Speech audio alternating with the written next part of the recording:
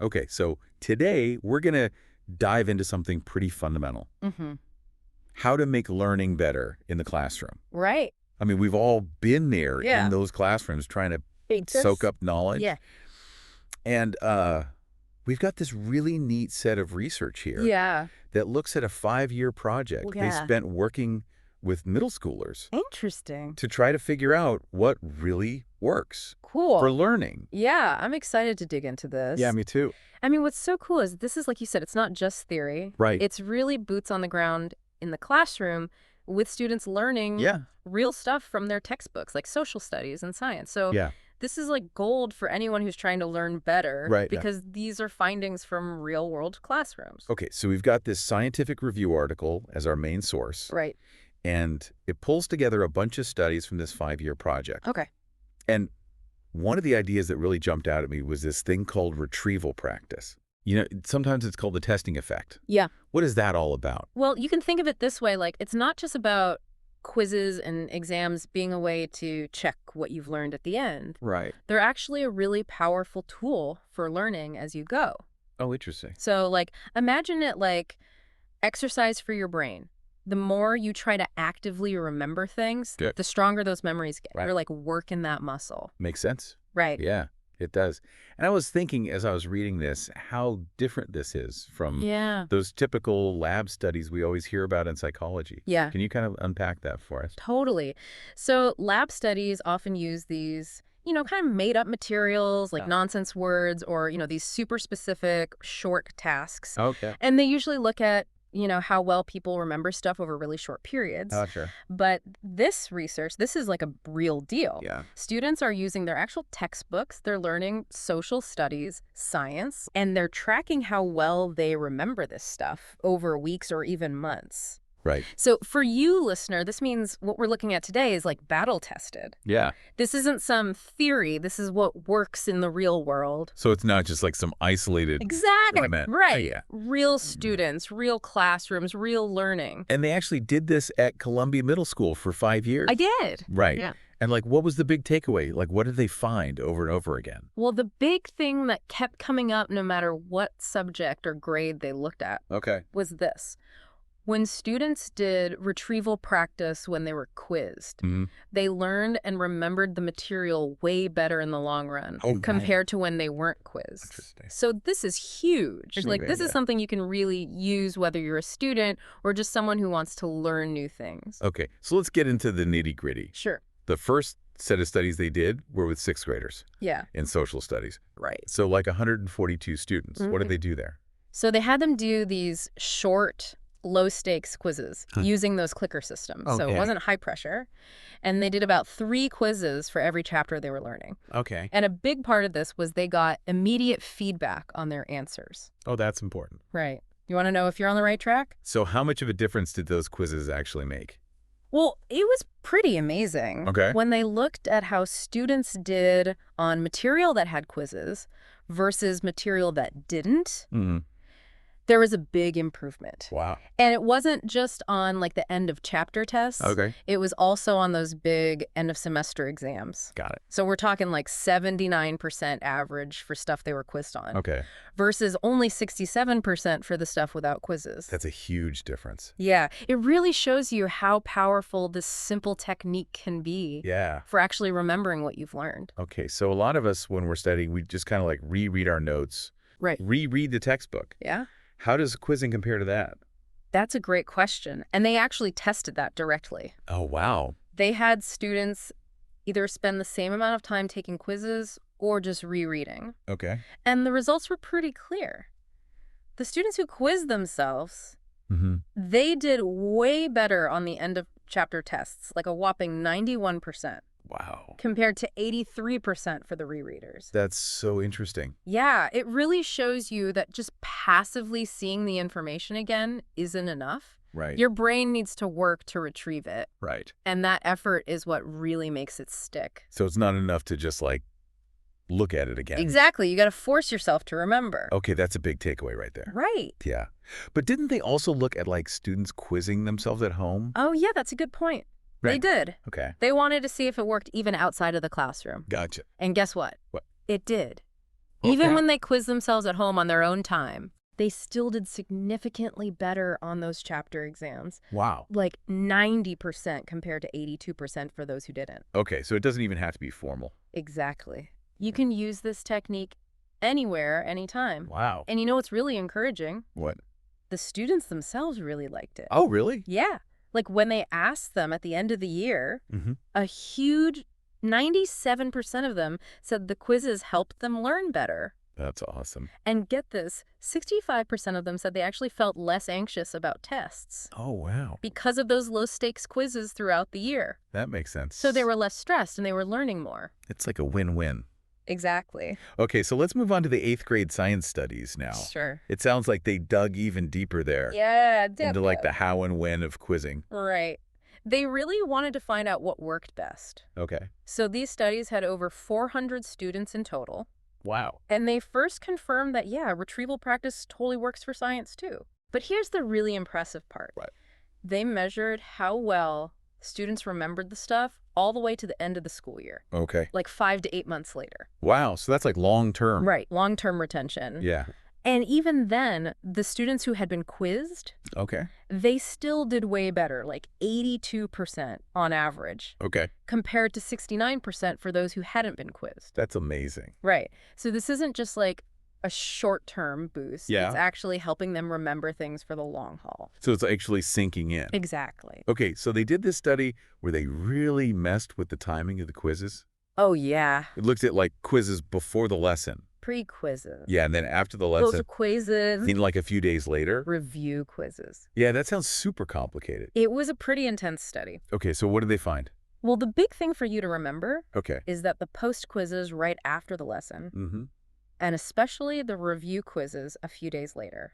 Okay. Those were the real MVPs. Okay. They really helped students do better on those chapter exams. That's so interesting. And when they combined the post quizzes and the review quizzes, Yeah. the results were even better. Oh, wow. So it's like revisiting the material multiple times, Okay. but with some space in between. Right. That really seems to cement it in your memory. So spacing it out is key. Totally. Yeah. And what about those pre-quizzes? Yeah, a lot of people are curious about those. Mm-hmm. So in this particular study, Okay. they actually found that pre-quizzes on their own Yeah.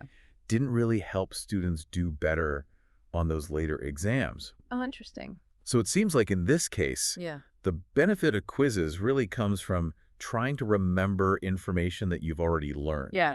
not just being exposed to it for the first time. Okay. So it's not just about like seeing it beforehand. Right. It's about the active recall Okay. after you've already learned something. And how did those 8th graders feel about all this quizzing? Well, they actually had very similar feelings to the 6th graders. Oh, okay. A whole 89% of them said the quizzes helped them learn better. Yeah. So they're on board. Yeah, they're seeing the benefits firsthand. And 64% said they had less test anxiety Right. because of the quizzes. It just goes to show you this really can make a difference Yeah. in how students feel about learning and tests. Okay, now I got to ask, Mm-hmm. like, are we just training these kids to memorize quiz answers?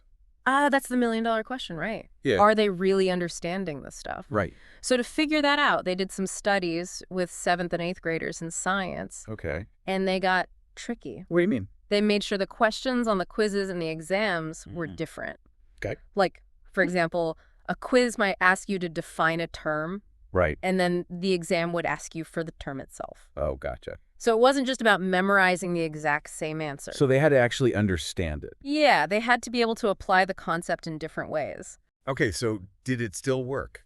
It did. Even when they changed the format of the questions, Yeah. they still saw that quizzing really helps students do better on the exams. Wow. So that's pretty solid evidence. Right. It shows they're not just memorizing, they're actually getting it. Mhm. But there was one interesting twist. Okay. They noticed that there was a stronger transfer of learning from application-type quizzes Okay. to more conceptual exams. Okay. So if you practice applying what you've learned, Mm-hmm. it seems like that really helps you understand the bigger picture. Oh, that's fascinating. Right. Yeah. It shows you how powerful those application-type questions can be. Okay, so now let's talk about feedback. Right. because that's a huge part of learning. Yeah. So how did they look at that in this research? They did a study with seventh graders in science Okay. where they looked specifically at the impact of giving immediate feedback during quizzes. Okay. And what they found was pretty mind-blowing. The big benefit of retrieval practice only happened when students got that immediate feedback. Oh, wow. Like if they took quizzes but didn't know if they were right or wrong, Yeah. it didn't really help them on the later exams. Oh, so the feedback is crucial. It's like the secret sauce. Gotcha. You need to know what you got right and what you got wrong and why. Okay. And that feedback really helps you learn from your mistakes. And they also looked at what happened when students got answers right but weren't totally confident? Yeah, they called those low confidence correct answers. Okay. And even in those cases, getting that feedback that you were actually right really helps them remember the information better later on. So it was like a reinforcement, Exactly. even when you're kind of unsure. Right. It's like that little boost of confidence that helps you remember. So feedback is like the amplifier for retrieval practice. That's a great way to put it. Yeah. It makes the whole thing work so much better. And it wasn't just about like getting the right answer. Right. They also found that feedback helps students become more aware of their own learning. Yeah, their metacognition. So they could better judge how well they actually understood things. Right. That's huge. It is, because it helps you focus your efforts. Right. You know, where you need to spend more time studying. Okay, so this was obviously a big project. Yeah, 5 years. Yeah, teachers, principals, scientists all working together. It was a real team effort. So what were some of the perspectives that came out of that? Well, the review article actually included reflections from the teacher, the principal, and the lead scientist. Oh, that's cool. So you get these different viewpoints on the whole thing. Okay, so what did the teacher have to say? Well, for her, beyond the practical stuff like getting new technology and support, Right. she said it really helped her grow as a teacher. Like awesome. She understood her students better, she felt more accomplished, and she kept using quizzes in her teaching, Okay, even after the research was over. that's great. But she did say that planning all of this, Right. especially with the research team, Yeah. it took a lot of work. Okay, so it's not something you can just do overnight. Exactly. It takes some serious effort. And what about the principal?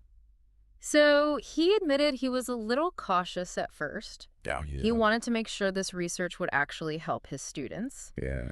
But in the end, he was really impressed. What changed his mind?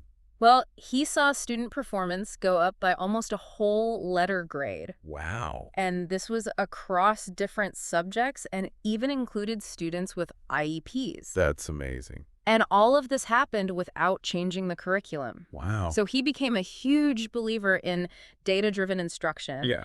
And he encouraged other principals to embrace research Okay. to really see what works. That's like a testament to the power of this approach. Exactly. And finally, what about the scientist?